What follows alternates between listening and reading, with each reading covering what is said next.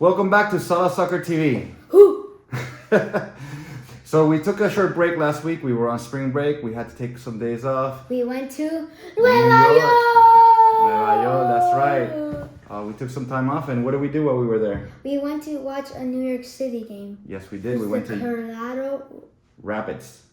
We We went to Yankee Stadium to see New York FC. Sadly, not the Yankees. Yeah, sadly not the Yankees, but you know, it's Sala Soccer TV, so keeping it soccer for now, which I like to call football.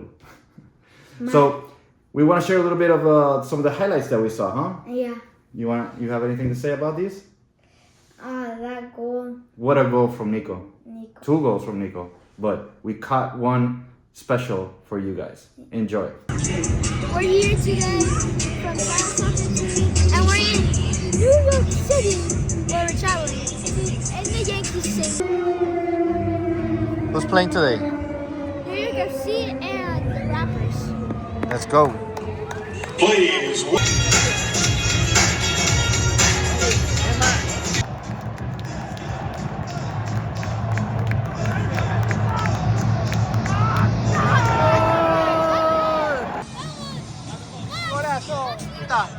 Ahí viene un golazo. Or Marcelo. Ahí viene un golazo.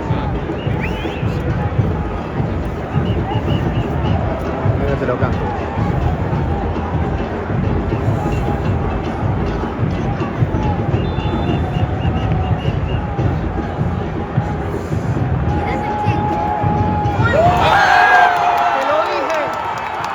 Te lo dije, loco. Te lo dije, el golazo que te dije. Nico! Oh, that was so crazy. I love Nico. Will you play in Argentina now? All right, well, I hope you enjoyed those highlights. Let's get back into the World Cup. You know, Spain might be the favorites to win this whole World Cup. And somehow they might not even win the group. I mean, because standing in their way is one of the most dangerous World Cup teams in history. Which Uruguay. one? Uruguay, that's right. Uruguay. Now, 2 styles, 2 football philosophies, 1 group. This is Group H. Who? All right, there's one matchup that feels like it belongs in the knockout stage. Spain and Uruguay. All right, let's go over this group. Who are the teams in Group H, Lucas? Spain, Uruguay, Saudi Arabia, and Cape Verde. Cape Verde, that's right. Yeah. Cape. This one feels simple at first when you start going through that line. Until you start looking closer, it's going to be like a little bit harder for Spain. You think so? Team breakdown. Spain, España. Let's start with Spain, and let's be clear. This might be the best Spain team since 2010 when they won the World Cup. Spain doesn't just want to win. They want to dominate with the ball. I mean, they do a lot of short passes, a lot of movement, a lot of patience, you know. And then suddenly they break you down. They also have a lot of key young players. Some of them that this is going to be their first World Cup. Yeah. Give me some of them. Pedri, Gavi, Rodri, Dani Olmo, y Cucurella. The hair. And Pedri is the brain, Gavi is the energy, Rodri control, Dani Olmo the movement, and Cucurella is the hair. Cucurella. So this midfield might be the best in the tournament, but we're missing somebody. We're missing a very important player here. Yeah. Give me the key player spotlight. His name is Lamine Yamal. I mean, this kid is unreal. He's going to be the new Messi. The speed, creativity, confidence. He's not afraid of the big stage. He's just ready to dominate with the ball. And at this age, playing at that level, I mean, the only question is, can they handle the physical teams? Yeah. They have a lot of grace, they have a lot of style, but are they going to be good playing against a big physical team?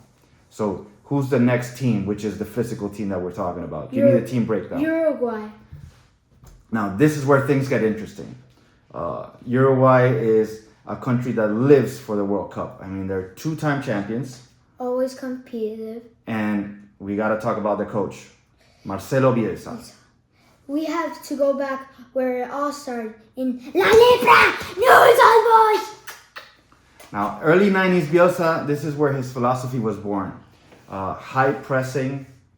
Movement, attacking football. Yeah, always moving forward. Always moving forward. At the time when most teams weren't doing that, and he took Mules to how many champions?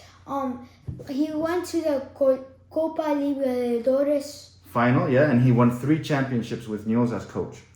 Not to mention that he also coached in La Selección Argentina and the national Argentina team. with Messi. But more than trophies, he built an identity. And release it sends no fear. Yeah. And that same DNA you can now see in the Uruguay team. So Bielsa doesn't just coach teams.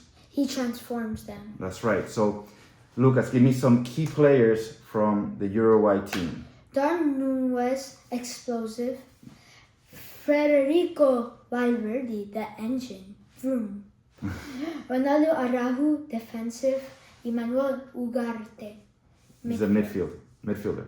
Now, this team is very physical. And Uruguay is known for being a physical team. You put in Bielsa, that is a very attacking, moving forward mentality. You have the right recipe to beat Spain. And our player spotlight is Federico Valverde.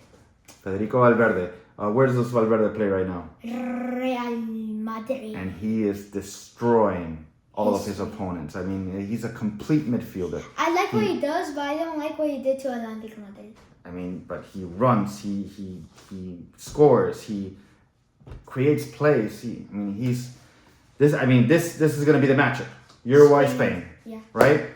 So, before we get into predictions and who might win that battle, let's go into the third team breakdown.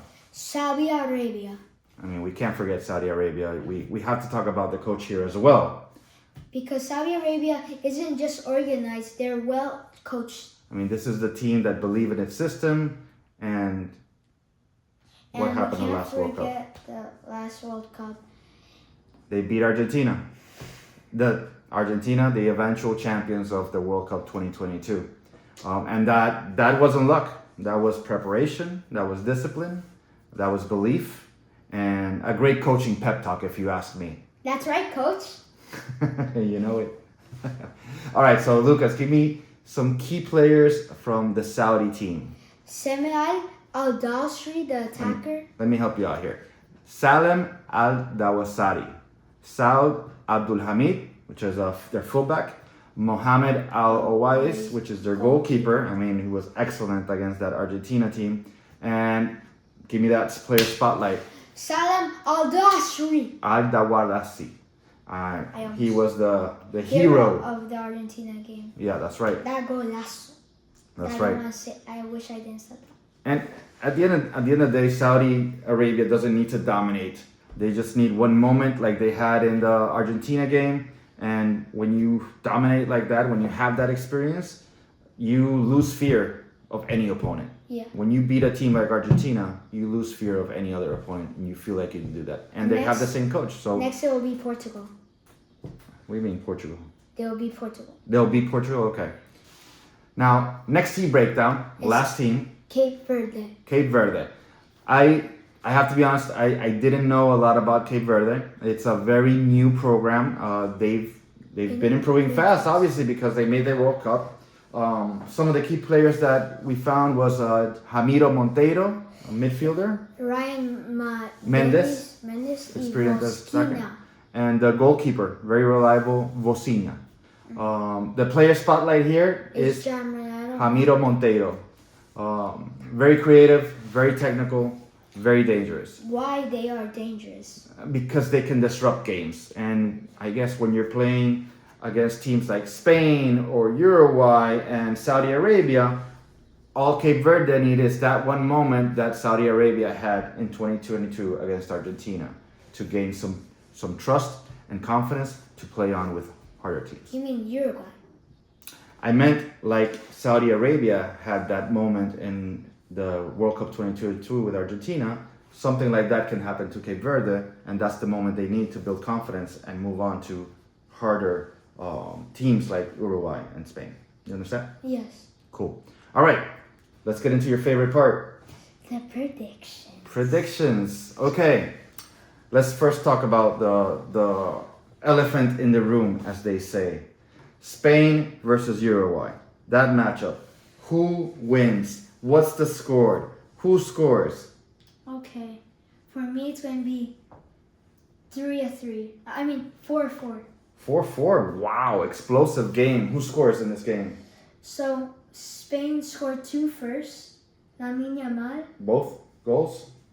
No, Spain scored first. 2-0. Okay, so but who scores? Lamine Yamal. Okay. And then Olmo scores. Okay. So that's very interesting. So you think the game's going to end 4-4? A tie? And then the second half, Valverde scores. Okay. And then he scores again. Okay. A rocket. A rocket. And then Uruguay, Dar Nunez scored. Okay. And then Valverde, Okay. a Chilena. Okay. Oof. And then There's a lot of predictions. And then it was the 80th minute. Lamine Yamal scored kind of like the same goal as France, the game in Europe. Okay. And then the last goal was from Gavi. Okay. And then So- red card for Valverde. Wow, we were even predicting red cards in this game. This is incredible. This is going to And be red card also for Kuku. this is like a final. Yes. Now, if we have a Like tie the like that, Netherlands. this opens up that group for anything to happen. That's interesting. Okay, so let's talk about how the group ends up being in standings.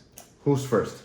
First, I'm going to go with Spain. Okay, And then second, Uruguay. and third, Cape Verde. Yeah. Okay, And Saudi Arabia last. okay, all right. So I'm gonna say Uruguay wins against Spain 3-2. Okay, who scores? And I think that it'll be Spain first. No, I think if I'm saying that Uruguay wins, then I think Uruguay goes on top, Spain second, third Saudi, fourth Cape Verde. That's my prediction. For Saudi Arabia and Cape Verde, I think Cape Verde will win You think so? by one. All right, guys. Well, that's the show for today. Thank you for joining us. Remember to subscribe. Give us your take on this group. Who do you think is going to beat the matchup between Uruguay and Spain? Who do you think is going to win? And then give me the rundown on 1, 2, 3, 4, how the standings end up in this group. And there's no shout outs today, sadly. No shout outs. Just a shout out to Lamine Yamal. I hope you're watching. Y Federico Valverde. Y Valverde. I didn't meant that red card. He's gotten red cards in the last game. That's why, right? Yeah, in the last card. Yeah. All right, guys. Take care. We'll see you See ya. soon. On Sala Soccer TV. Hi. Oh, you're still there. Oh, you're still there, right?